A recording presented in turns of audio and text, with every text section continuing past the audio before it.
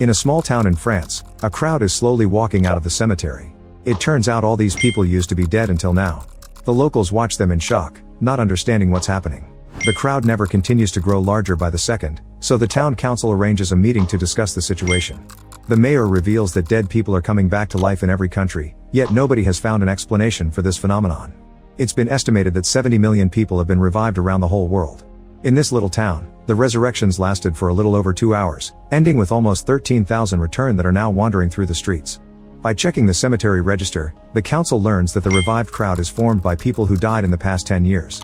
There are both men and women and people of all ages, but more than 65% of them are over 60 years old. The only thing they all have in common is their health. Their bodies are in a perfect state and any pre-death sickness is gone.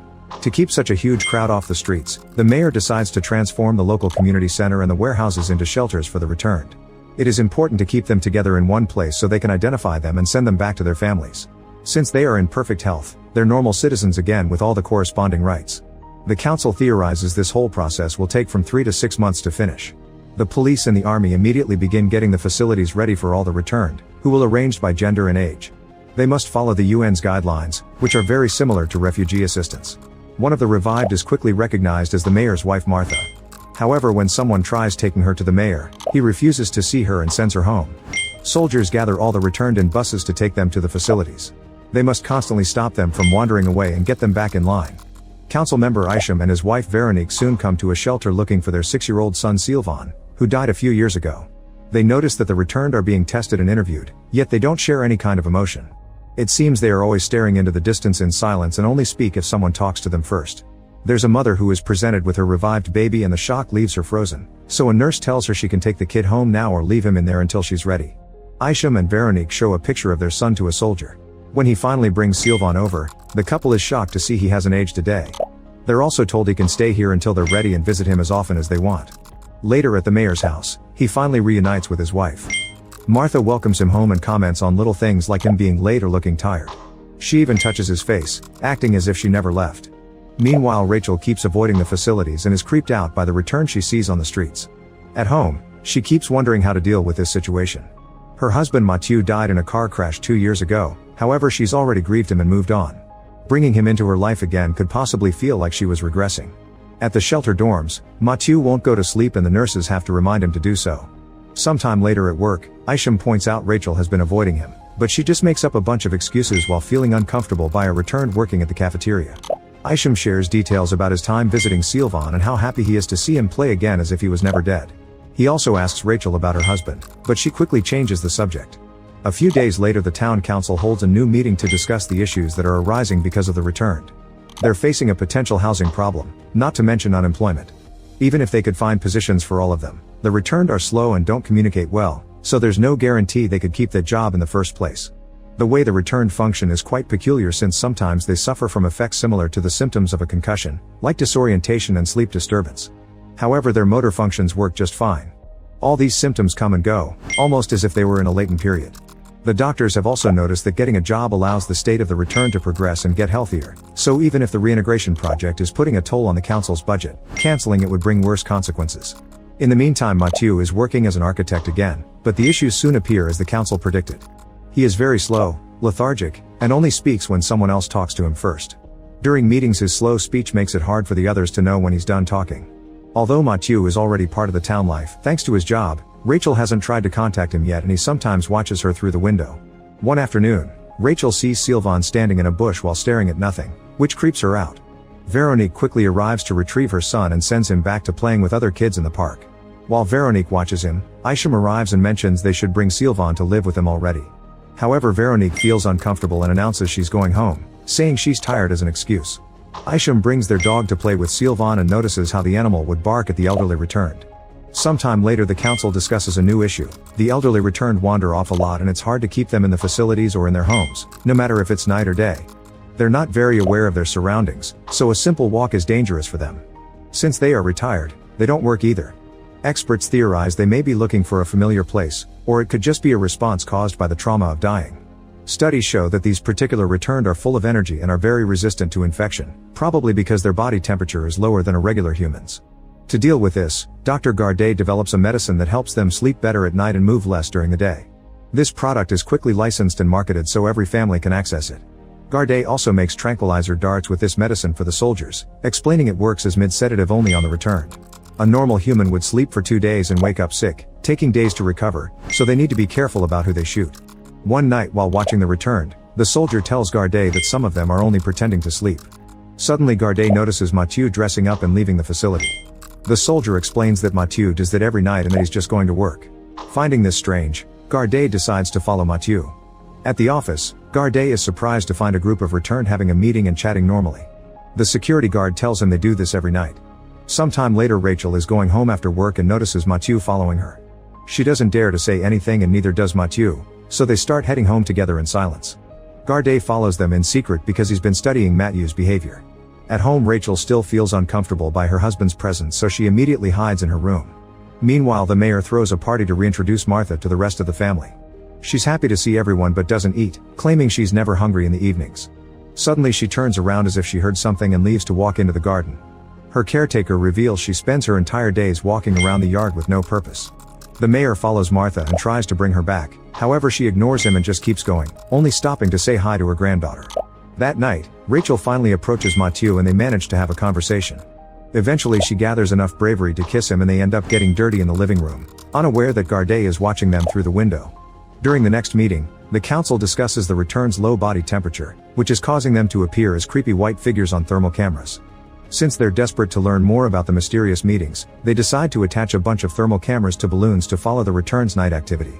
When the first report arrives, they discover that the returned cover an average of 9 miles a day regardless of age or gender. The older people are slow, but they don't stop until they're done. The cameras also confirm that night meetings are happening all over town, but it's too early to recognize any patterns. While this is being explained, the mayor notices Rachel leave the room.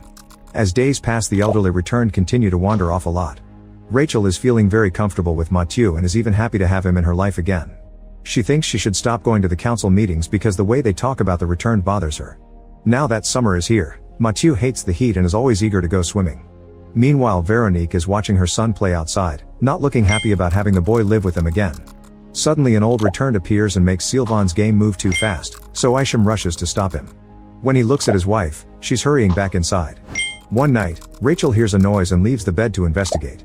She finds Gardet outside claiming he only wants to help her cope with the situation and that he knows how she feels. He wonders if she knows that Mathieu sneaks out every night to go to the office, but Rachel says her husband only has trouble falling asleep and he's fine. After kicking Gardet out, Rachel returns to her room and finds Mathieu awake. He asks if she was talking to someone, but she says she wasn't. Sometime later at work, Mathieu's boss notices that his report makes no sense and tries to explain what's wrong, but Mathieu doesn't understand him. This causes him to get demoted to the factory area where all the returned work. During the next council meeting, the doctors bring a big update. It turns out the returned semi-normal behavior isn't natural, they've just been imitating what normal humans do and doing things they remember from their previous life. This means they can't take on responsibilities and are only capable of learning very simple tasks if they're properly trained. They'll have to decide if the returned must be taken out of society or if they can find a very specific niche for them. A few nights later, Mathieu wakes up and leaves the house without Rachel noticing. Gardet follows him and this time he gets close enough to the night meeting. The returned are all talking at the same time, discussing routes to take while pointing at maps. At the same time Sylvain has been banging on the front door for an hour, desperate to leave the apartment. Veronique eventually drags him away and tells Isham that they should consider the government's special education program for the returned kids since she believes Sylvain scares the normal kids. However, Isham doesn't trust the council. When Veronique tries to give Sylvain another dose of the sedative, Sylvain keeps turning his head away and an angry Isham stops her. Getting upset, Veronique says their son only wants to leave them and it's as if he never really came back. Meanwhile Martha takes a chair to the garden and tries to use it to jump over the fence, but the mayor stops her just in time. The next day the mayor shares his situation with Rachel. He's worried that one morning he'll wake up and Martha will have disappeared. He admits he locked Martha up in the bedroom last night and that lately she scares him. Rachel refuses to talk and when the mayor asks her about Mathieu, she walks away. Meanwhile at work Mathieu starts having flashbacks of the day of his death, remembering he left with the car after a fight with Rachel. Eventually Rachel goes to see Gardet, who shows her a video of Mathieu's first interview. He seemed sharper than the others and answered the questions about his past perfectly, but spontaneous speech failed him. He also didn't understand that he'd been gone for 2 years. Rachel wants to know how to help her husband, however Gardet tells her she must come to terms with the fact Mathieu will never be normal again. Upset and frustrated, Rachel storms out. When she gets home she discovers Mathieu is gone. At Isham's home, Sylvain looks out the window at an elderly man in the backyard. At the same time, the mayor wakes up when he hears Martha getting out of bed, but she convinces him to go back to sleep before she sneaks out of the house. Moments later at the park, a security guard notices the returned gathering and tries to send them home, but they ignore him. Suddenly something blows up behind the guard. Soon explosions begin happening all over town, causing dangerous fires. Meanwhile, all the returned are leaving their homes and gathering at a tunnel. This is the plan they discussed during the meetings all along. Mathieu stares at the returned going down the tunnels and decides to go back. Soon the mayor finally notices his wife is missing and goes out in his car to look for her. He finds her leaving with other returned and immediately drags her into the car, but the others surround the vehicle to stop them from leaving. Martha asks him if he's tired and if he wants to go with them, so she advises him to let go. In just a second the mayor dies and becomes a return too, so the couple joins the others hiding in the tunnel. A few hours later the news announced that the explosions didn't hurt anyone and a curfew is now in force on the whole country. Nobody knows where the returned have gone and people are told not to go looking for them. Sylvain still wants to leave and Veronique thinks they should free him, but Isham refuses. Getting desperate, Sylvain ends up jumping. Isham cries as he sees the body on the ground, thinking his son is dead again. However, Sylvain is fine and walks off to join the other returned.